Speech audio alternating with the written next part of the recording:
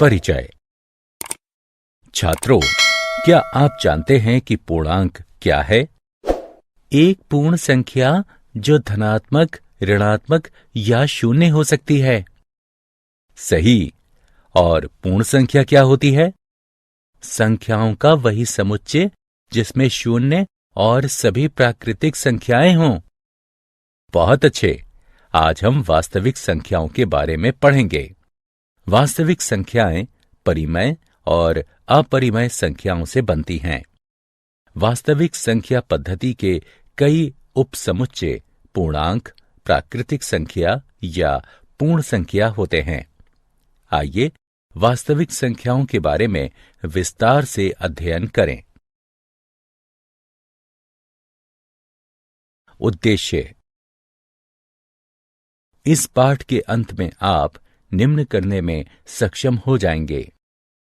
Euclid की विभाजन प्रमेयिका को बताना, अंकगणित को आधारभूत प्रमेय को समझाना, अभाज्य गुणनखंडन विधि से प्रश्नों को हल करना। यूक्लिड विभाजन प्रमेयिका।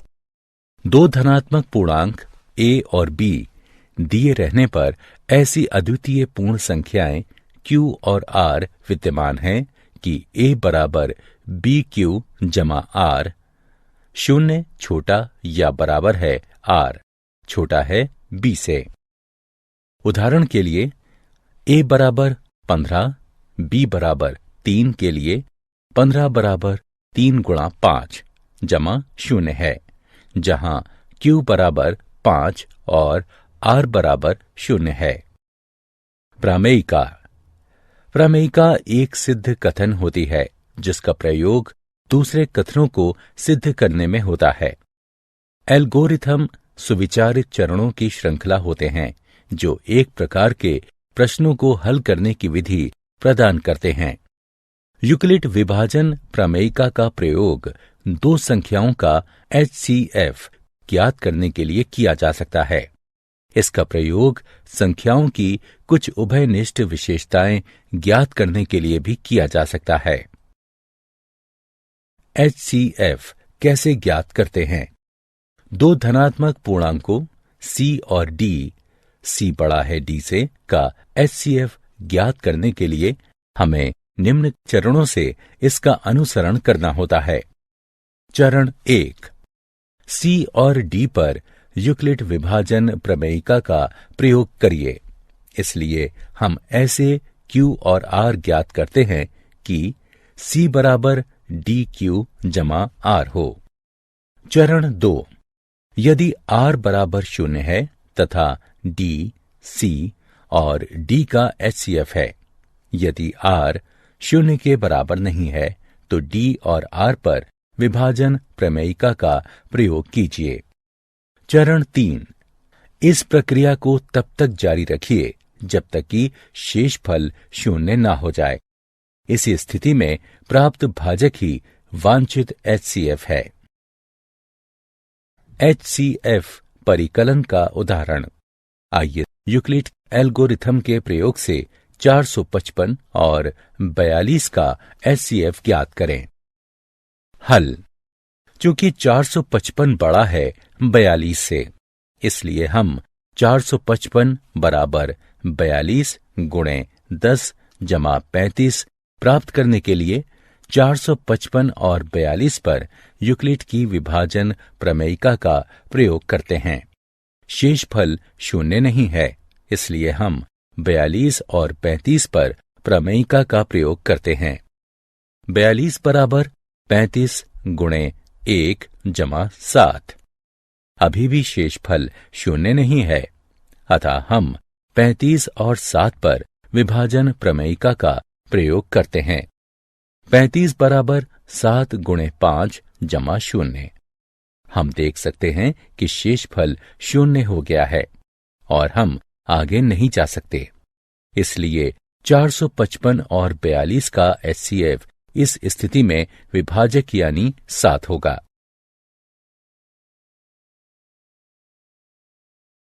यूक्लिड के प्रमेय का उदाहरण। आइए सिद्ध करें कि प्रत्येक धनात्मक समपूर्णांक 2q के रूप का होता है और प्रत्येक धनात्मक विषम पूर्णांक 2q जमा 1 के रूप का होता है, जहां q कोई पूर्णांक है।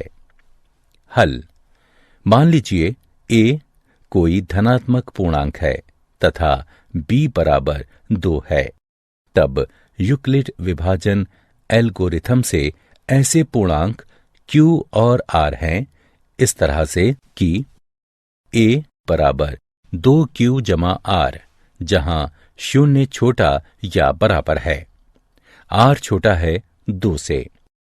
अब 0 छोटा या बराबर है, r छोटा है 2 से, अर्थात 0 छोटा या बराबर है, r 0 छोटा या बराबर है 1 से, अर्थात r बराबर 0 या r बराबर 1, चूंकि r एक पूर्णांक है, इसलिए a बराबर 2q या a बराबर 2q जमा 1।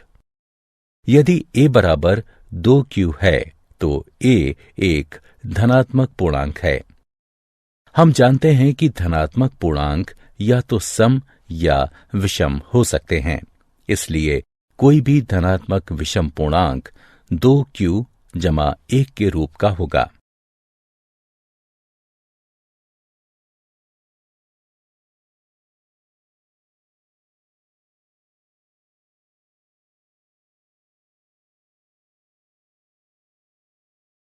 अंकगणित की आधारभूत सिद्धांत। मूल विचार यह है कि 1 से बड़ा कोई भी पूर्णांक या तो अभाज्य संख्या होता है या अभाज्य संख्याओं के गुणन से बनाया जा सकता है। इस प्रकार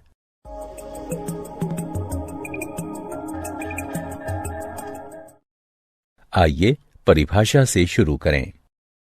1 से बड़ा कोई भी पूर्णांक या तो अभाज्य संख्या होता है या अभाज्य संख्याओं के अद्वितीय गुणनफल या क्रम को नजरअंदाज करते हुए उसके रूप में लिखा जा सकता है।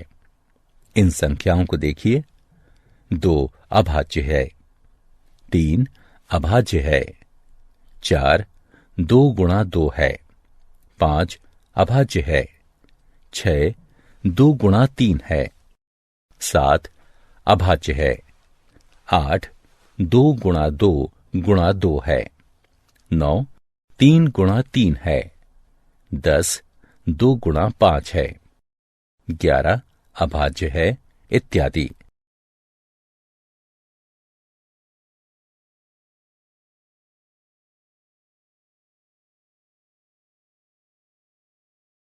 एलसीएम और एचसीएफ में संबंध।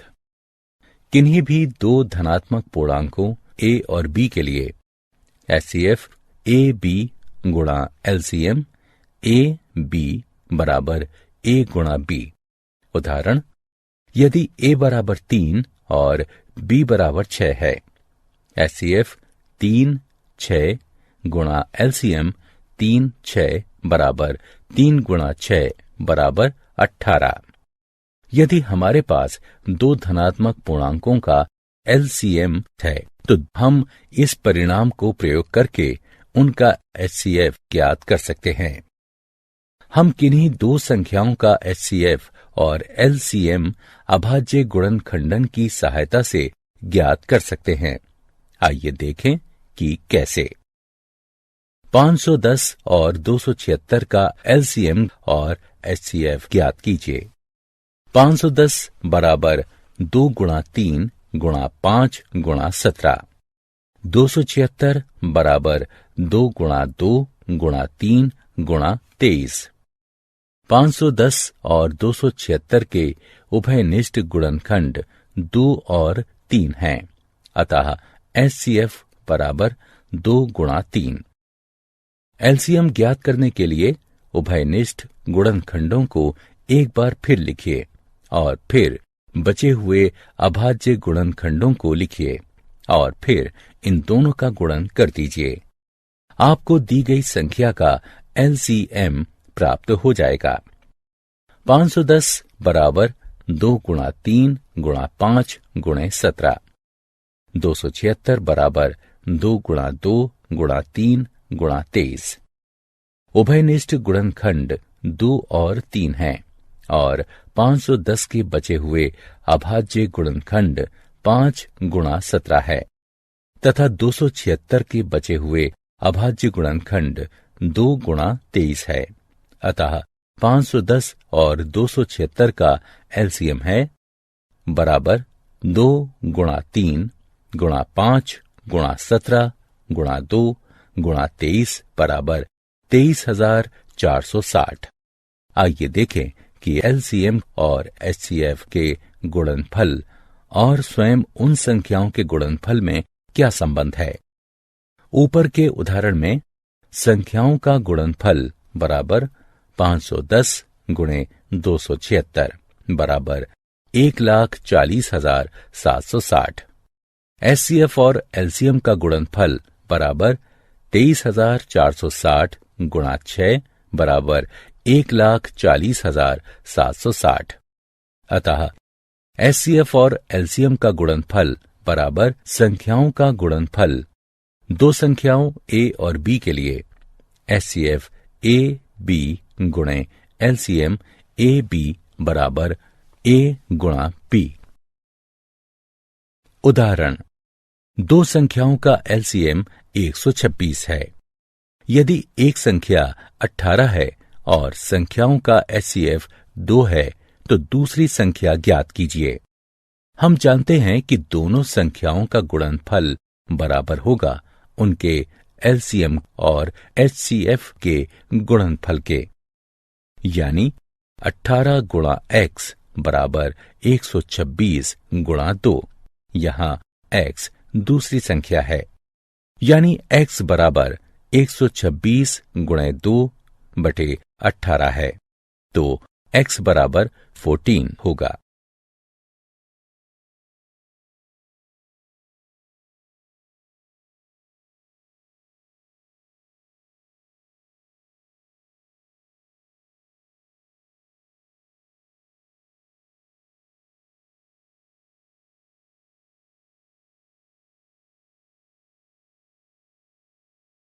अंकगणित की आधारभूत प्रमेय का उदाहरण दिया है। 306 और 657 का एचसीएफ बराबर है 9 के, तो इनका एलसीएम ज्ञात कीजिए। हल, हम जानते हैं कि दो संख्याओं के एचसीएफ और एलसीएम का गुणनफल स्वयं उन संख्याओं के गुणनफल के बराबर होता है। इसलिए 306 और 657 का एचसीएफ गुणा 306 और 657 का एलसीएम बराबर होगा 306 गुणा 657 के, जो कि बराबर है 9 गुणा 306 और 657 के एलसीएम के। अर्थात इसे हल करने पर हमें एलसीएम प्राप्त होगा 22,338।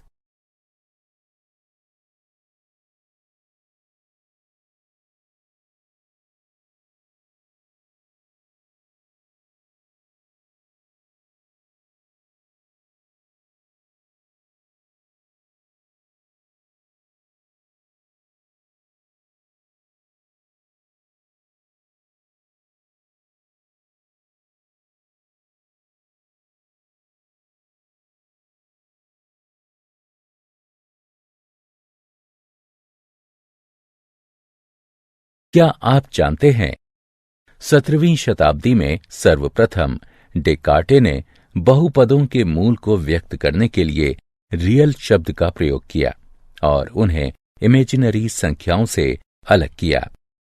कार्ल फ्रेडरिक गॉस को प्रायः गणितज्ञों का राजकुमार कहा जाता है तथा उनका नाम आर्किमिडीज और न्यूटन के साथ सर्वकालिक महानतम गणितज्ञों में लिया जाता है। उनका गणित और विज्ञान दोनों में मौलिक योगदान है। सारांश, आइए हमने जो कुछ सीखा है उसे संक्षेप में दोहराएं।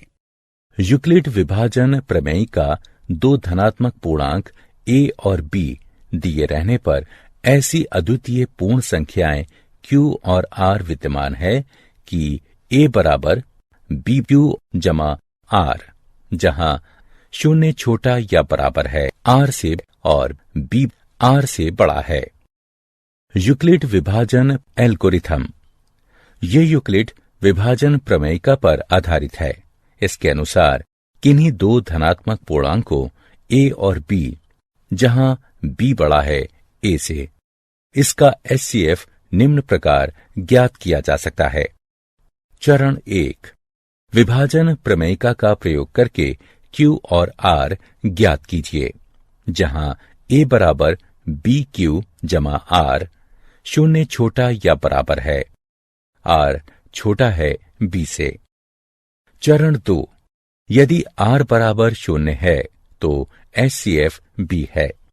यदि R बराबर नहीं है शून्य के तो B और R पर यूक्लिड प्रमेयिका का प्रयोग कीजिए।